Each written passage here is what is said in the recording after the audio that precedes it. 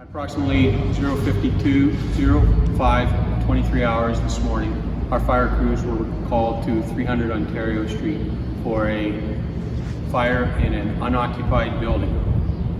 We initially responded with 6 emergency vehicles, quickly upgraded that to an additional 2 emergency vehicles, which is our full complement on duty here in the city of St. Catharines. Based on the quick spreading fire, which according to first responding crews had entirely engulfed the 3rd floor upon their arrival, we quickly updated and called for mutual assistance to request Thorold to bring an aerial to the scene, as well as shortly thereafter we requested Pelham Fire to bring an aerial to the scene. So currently we have a mutual aid activation going on here in the city of St. Catharines with our department and 2 others actively fighting the fire. We have called in the Office of the Fire Marshal Ontario for the purpose of investigating the origin and cause of the fire. They will do that in conjunction with an investigator from St. Catharines Fire, and Niagara Regional Police are also working in that investigation. Due to the nature of the fire and partially because of the weather, this morning the smoke was not rising into the sky as it normally would. Thus, we've had a significant cloud cover since early this morning all across a particular area of the city, and the smoke is moving into a westerly type direction and is hovering fairly low in the neighborhood. As a result of that, we've asked all residents in the area to shelter in place, and we've been putting out notifications through our social media channels all morning. We have contacted the Ministry of Environment to keep them aware of what is currently going on. As well, we have had, through our works department here in the city, we've got a 3rd-party contractor that is doing work to ensure that the water is being, the firefighting runoff water is being diverted away from our storm sewers and into our sanitary sewers so it can be treated. At this time, we are again still actively engaged in fighting the fire, and we will be doing so for probably the most of the afternoon and well into the evening, and then we'll have to determine what kind of conditions as to decisions will be made in the next couple of hours as to whether we're going to start to tear the building down while we're still conducting firefighting operations. And of course, everything will depend on the structural integrity of the building. Right now, there is significant damage to the building, and we're not anticipating in the imminent future a collapse of the remaining structure, but we're also being well aware of it. I should also add that in addition to the efforts that our fire crews are making, we also have had Enbridge Gas on scene this morning, and they are currently in the process of cutting off the gas supply in and around the building just as a precautionary measure. So there will be some gas outages to some neighboring properties, and my understanding is Enbridge is notifying their customers to make them aware of that.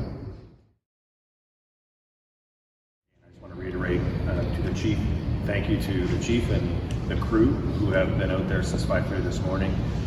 It's what they're trained to do. We have an exceptionally trained fire services here in St. Catharines, and the fact that Thorold and Pelham were able to come as part of mutual aid really speaks to the cooperation that we have with our area municipalities. This is arguably one of I've lived in this community for 49 years. It's the largest fire that I know in downtown St. Catharines. I know our fire services had a large fire about a year and a half ago on the rural part of our city, but nothing that we've seen in the internal part of the city that I'm aware of. So this was a significant fire for our services, and they rose to the challenges, and pretty proud to see what they're doing here today. Now, I know it hadn't been used for a couple of years, but how big was this building for downtown St. Catharines? How much will it be missed? It was a landmark in our community. It was built in the 1850s, and it has been a part of our fabric for over 150 years. There has been so much history that has been written through that building itself as an international destination, or as a hotel in the late 1800s. The freedom seekers, many of those who came to St. Catharines because of Harriet Tubman, they ended up working at the Welland Hotel. It's been the site of presidents and prime ministers from Canada and the United States.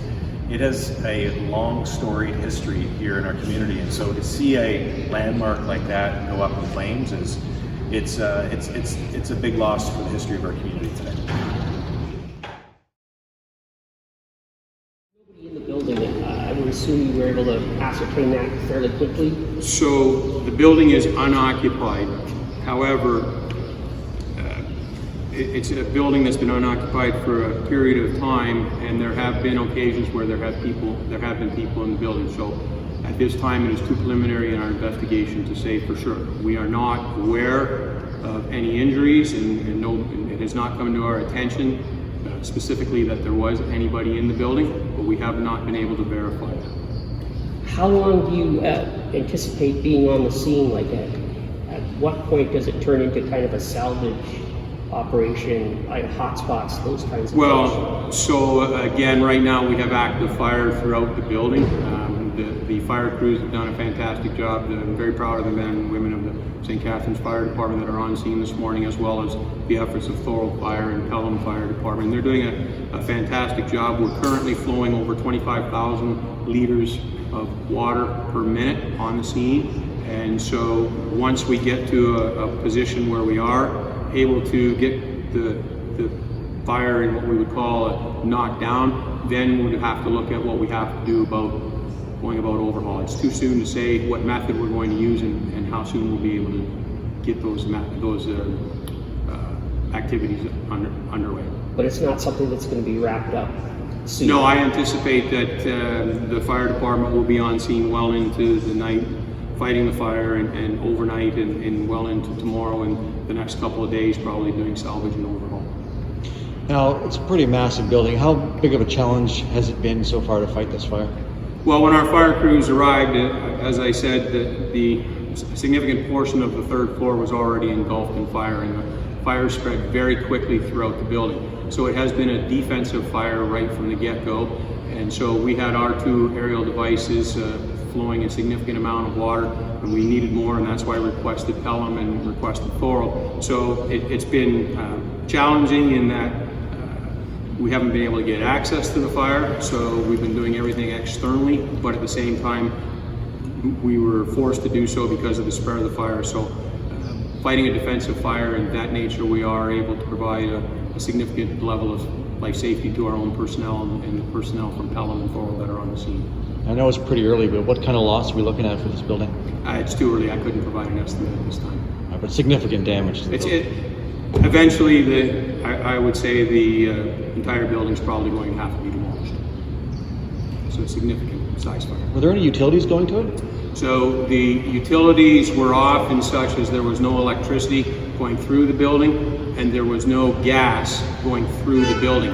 However, the gas shut-off is inside the building, so there is a small portion of the building where there is a little bit of gas that's being supplied, but then it is not being distributed through the building. Did that have anything to do with the fire? At this time, we don't believe so. That is more the reason we're doing the precautionary measures to ensure that we get the gas shut off. So the gas was capped inside the building, but we just don't want the fire coming to where the former connection was made. Is that why they're digging up amongst parts of the street? That is correct. You see those backhoes or whatever they are? That is correct. They're digging up in certain areas, in 3 different areas in the neighborhood to isolate the gas to that property. We'll be able to cap it exteriorly and then be able to reinstate the gas to the buildings in the neighborhood. How long do you envision this shutting order to be in effect? The which? The people staying inside? As long as the smoke continues to remain low to the ground. So again, I would anticipate at least into early evening, if not longer. That said, and we'll update on our social media channels when it's safe to come outside again. There's hundreds of people outside watching regardless though. And as much as we've asked people, not to come to the area, the history of fire always attracts people, and unfortunately there's nothing we're able to do with that. We always ask people to stay away, but people are curious. It's human nature.